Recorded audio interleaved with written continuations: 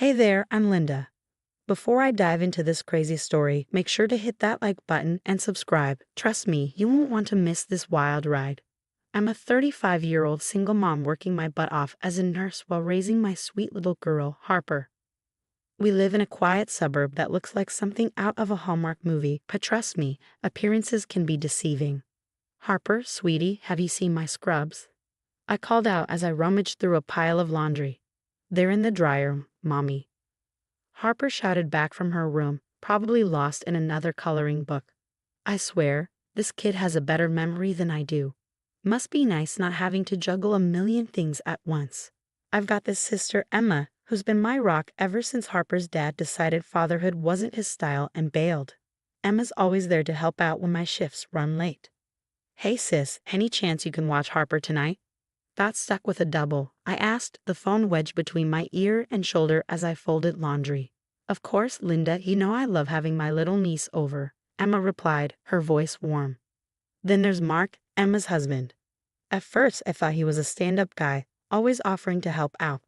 But lately, something's been off. I can't put my finger on it, but my nurse's intuition is tingling. Thanks for dinner, Mark. You really didn't have to, I said one evening as he dropped off a casserole. No problem, Linda. What's family for, right? Mark responded with a smile that didn't quite reach his eyes. And don't get me started on their twins, Jake and Zoe, 6 years old and already acting like they own the world. Last time they were over, Harper's favorite doll mysteriously lost all its hair. Barbie needed a haircut, Mommy, Harper explained tearfully. I swear those kids are going to be a handful when they hit their teens. How about a barbecue this weekend? I suggested during our weekly sister catch-up call. At that park Harper loves with the big playground. Sounds perfect, Emma exclaimed. I'll bring the salads, you handle the grill. Deal, I agreed, already picturing Harper's excited face when I told her. As I hung up with Emma, Harper bounced into the room, pigtails flying. Mommy, can we go to the park tomorrow? Pretty please. I scooped her up, grinning. Even better, sweetie. We're having a big family barbecue there this weekend. Harper's eyes lit up like it was Christmas morning. Really? With Aunt Emma and Uncle Mark and everybody? You bet, I said, pushing down that nagging feeling about Mark. It was probably nothing, right? Just family being family. The day of the barbecue started off perfect, sun shining, burgers sizzling, and Harper's laughter ringing out from the swings. I was chatting with Emma, one eye always on my little girl. So how's work been? Emma asked, sipping her lemonade. Crazy as usual, but hey, that's the ER for you, I replied, flipping a burger. That's when Mark finally showed up, Jake and Zoe in tow. Those two made a beeline for the swings like they were on a mission. Uncle Mark, watch me swing high, Harper called out, all smiles. I saw Mark approach the swings, his face unreadable. Time to share, Harper, he said, his voice oddly flat. Sweet kid that she is, Harper nodded. Okay, just one more minute, please. What happened next still plays in slow motion in my mind. Mark's hand shot out, shoving Harper hard. She flew off the swing, hit the ground with a sickening thud, and let out a scream that made my blood run cold. Harper, I shouted, sprinting over. My baby was curled up, clutching her arm, tears streaming down her face. I rounded on Mark, fury bubbling up. What the hell, Mark? He held up his hands, all innocence. Whoa, calm down, Linda. She must have let go by accident. I saw you push her, I spat, cradling Harper. Emma rushed over, looking torn. Mark, what happened? It was an accident, he insisted, but his eyes were shifty. Meanwhile, Jake and Zoe had already claimed the swings, laughing like nothing had happened. My arm hurts, Mommy, Harper whimpered, and my heart shattered. We're going to the hospital, I announced, scooping her up. Emma touched my arm. Linda, I'm sure Mark didn't mean. I jerked away. Not now, Emma. I need to take care of my daughter. As I carried Harper to the car, I heard Mark behind me. Come on, it's not that bad. Kids fall all the time. I whirled around, Harper still in my arms. Stay the hell away from us, Mark. I mean it. The drive to the ER was a blur of Harper's soft cries and my own racing thoughts. How could Mark do this? How could he hurt my baby girl? In the waiting room, Harper curled up in my lap, sniffling. Why did Uncle Mark push me, Mommy? I stroked her hair, fighting back tears. I don't know, baby, but I promise he won't ever hurt you again. My phone buzzed with texts from Emma. Linda, please call me. Mark says it was an accident. Are you guys okay? I ignored them all. Right now, Harper was all that mattered. A nurse called us in, and I recognized her for my shifts. Linda, what happened? I took a deep breath, steadying myself.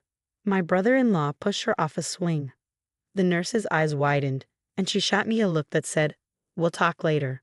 As they examined Harper's arm, took x-rays, and eventually put on a cast, my mind was racing. How had I missed this side of Mark? What else had he done that I didn't know about? One thing was crystal clear. I couldn't trust him anymore. And Emma? Well, she'd have to choose her husband or her family. Walking out of the ER, Harper's good arm around my neck, I made a silent vow. No one, and I mean no one, would ever hurt my baby again. Mark had no idea what he just started. But he was about to find out. Mama Bear was awake, and she was out for blood. The weeks after the swing incident were a blur of anger and sleepless nights.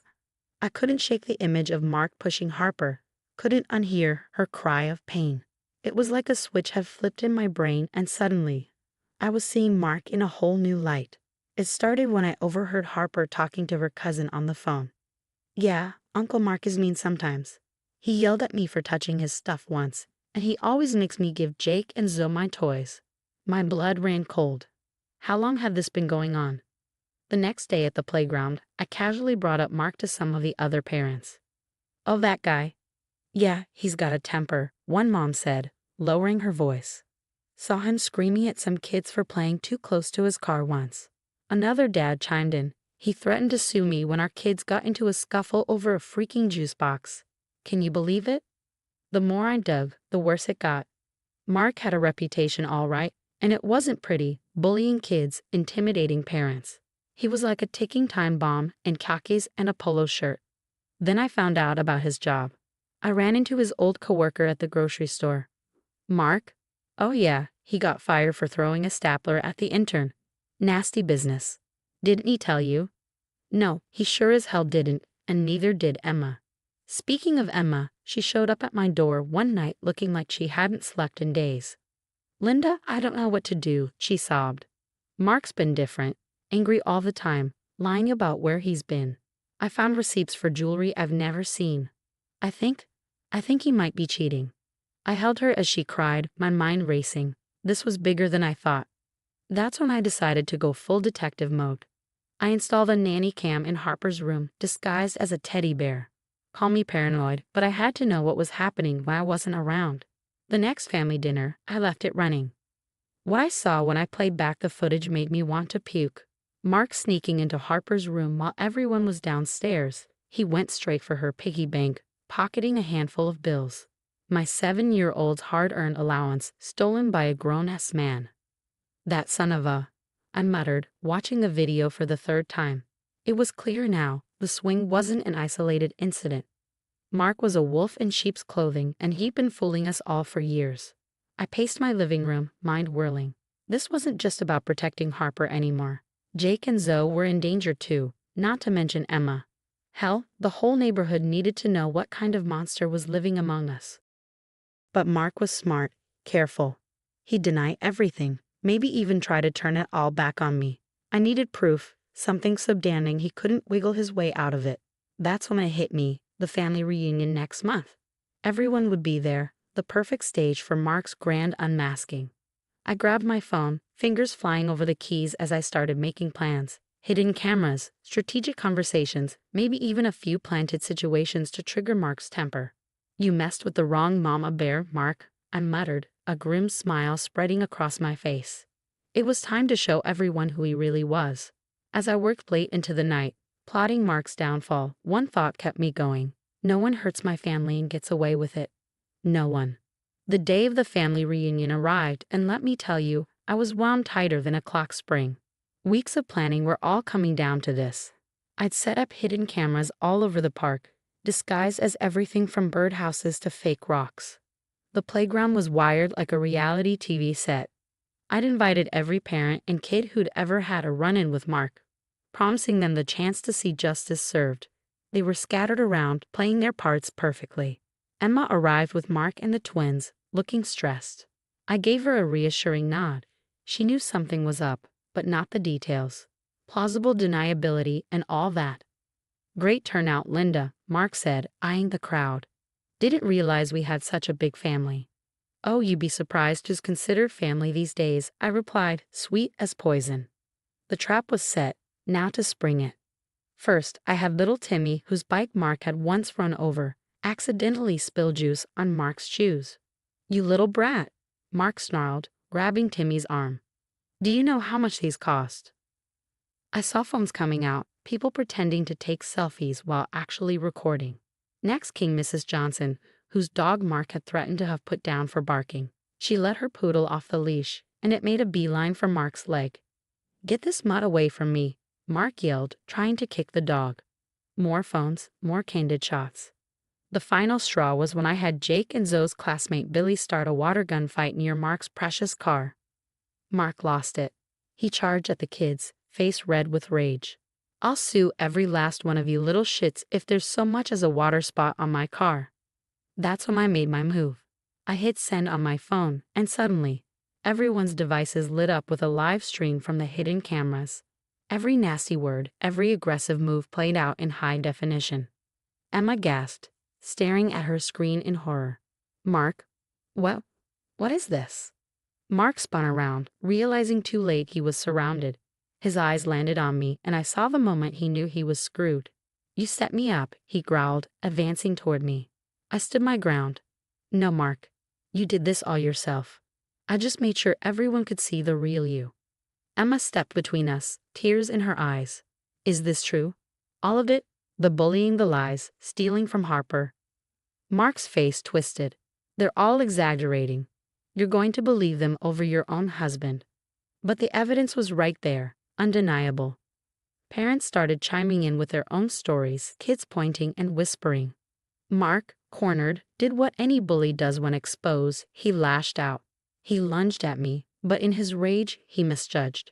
His foot caught on a raised bit of playground safety mat, and suddenly he was airborne. Time seemed to slow as Mark flailed, tumbling off the edge of the play structure. There was a sickening crunch as he landed, followed by a howl of pain. My arm. I think it's broken, Mark wailed, clutching his limb. The irony wasn't lost on anyone. Same park, same injury he'd caused Harper. Karma's a bitch, isn't it? As we waited for the ambulance, Emma knelt beside me, her face a mix of grief and resolve. I'm so sorry, Linda. I should have seen it sooner. I squeezed her hand. We both should have. But it's over now. Harper tugged at my sleeve, her eyes wide. Is Uncle Mark going away, Mommy? I scooped her up, holding her close. Yeah, baby, he's going away for a long time. Looking around at the community united against Mark's bullying, at Emma's tear-stained but determined face, at Harper safe in my arms, I felt a weight lift. It was over. We were safe.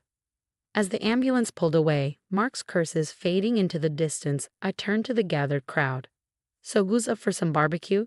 I'd say we've got a lot to celebrate. The story's over, folks. Now I've got a question for you. If you were Emma, would you have stood by Mark after seeing his true colors? Or would you have sided with your sister, Linda, immediately? Think about family loyalty versus doing what's right. Drop your thoughts in the comments below.